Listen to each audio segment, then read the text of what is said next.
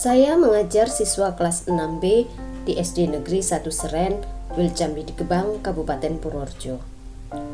Dalam video kasus pertama ini, salah satu siswa saya melanggar kesepakatan kelas, yaitu tidak mengerjakan PR. Anak tersebut sudah beberapa kali kedapatan tidak mengerjakan PR.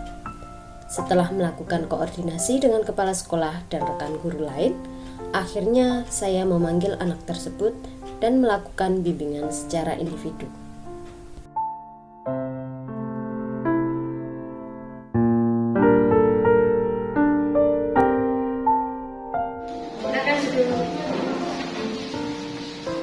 Bagaimana kabarnya Bagus? Baik, Bu.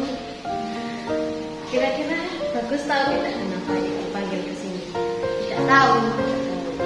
Nah, ini Bagus. Jadi Ibu perhatikan beberapa kali ini kamu tidak mengerjakan PR. Iya, Bu. Ya. Kenapa itu Bagus? Lupa, Bu. Lupa. Kenapa bisa lupa?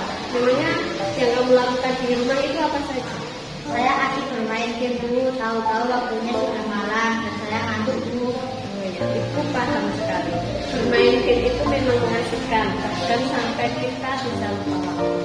Kira-kira menurutmu apa yang kamu lakukan ini tadi sudah sesuai dengan kesepakatan kelas kita? Tidak, Bu. Yang saya lakukan tidak benar. Seharusnya saya tidak lupa mengerjakan PR. Sekarang coba kamu pikirkan apa yang seharusnya kamu lakukan.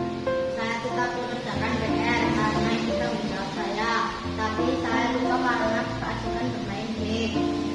Kalau kamu menyadari kesalahanmu, lalu untuk kedepannya apa yang kamu lakukan supaya tidak terulang lagi? Saya harus bisa membagi waktu kapan saya mengerjakan PR, kapan saya bermain. Mulai besok sepulang sekolah saya akan mengerjakan PR agar tidak kelupaan lagi. Nah, benar itu Bagus. Itu dulu keputusan. Jadi semoga dengan kamu membagi waktu dengan benar, kamu bisa tidak akan lupa mengerjakan PR. Dan sekarang kamu boleh kembali ke kelas lagi. Ya, Bu, terima kasih. Sama-sama. Pada kasus kedua ini, siswa saya bernama Dita terlihat tidak terlalu senang dengan sistem belajar kelompok di kelas. Dia jarang ikut berpartisipasi saat mengerjakan tugas kelompoknya, hingga pada suatu waktu teman sekelompoknya melaporkan kejadian tersebut kepada saya sebagai guru kelasnya. Setelah mengamati perilakunya saat melaksanakan tugas kelompok dan berkoordinasi dengan teman sejawat, saya memanggil anak tersebut dan melakukan bimbingan secara individu.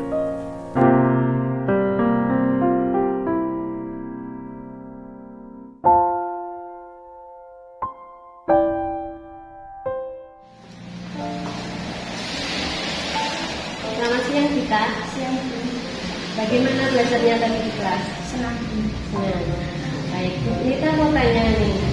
Dita itu lebih suka belajar sendiri atau belajar kelompok? Gimana ya? Kalau Bu Nita amati selama ini, kelihatannya kita lebih senang belajar sendiri ya? Iya sih, Bu. Saya merasa lebih nyaman saat belajar sendiri daripada harus belajar bersama teman di kelompok belajar. Oh begitu. Kira-kira Bu Nita boleh tahu tidak kenapa kita merasa lebih nyaman belajar sendiri daripada belajar bersama teman? Karena saat saya harus belajar bersama teman-teman, kadang teman-teman suka bercanda, Bu. Ada juga teman yang tidak mau fokus malah asik bermain. Saya jadi kesulitan untuk fokus mengerjakan tugas. Oh begitu. Kita tahu tidak, saat kita belajar di dalam kelas itu tidak hanya belajar, tidak hanya bersaing siapa yang paling cepat dan paling benar dalam mengerjakan tugas, tapi kita juga belajar bagaimana bersosialisasi dan bekerja bersama teman. Jadi mulai sekarang kita harap kita bisa lebih terbuka lagi untuk bersosialisasi. Karena kita saat menilai pekerjaan kalian tidak hanya menilai hasil pekerjaan kalian saja, tapi proses kalian belajar.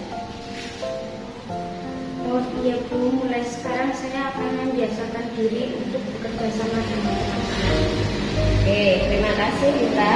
Nita yakin kita pasti bisa dan percaya pasti bisa bersosialisasi dengan baik. Silakan kita boleh kembali ke kelas.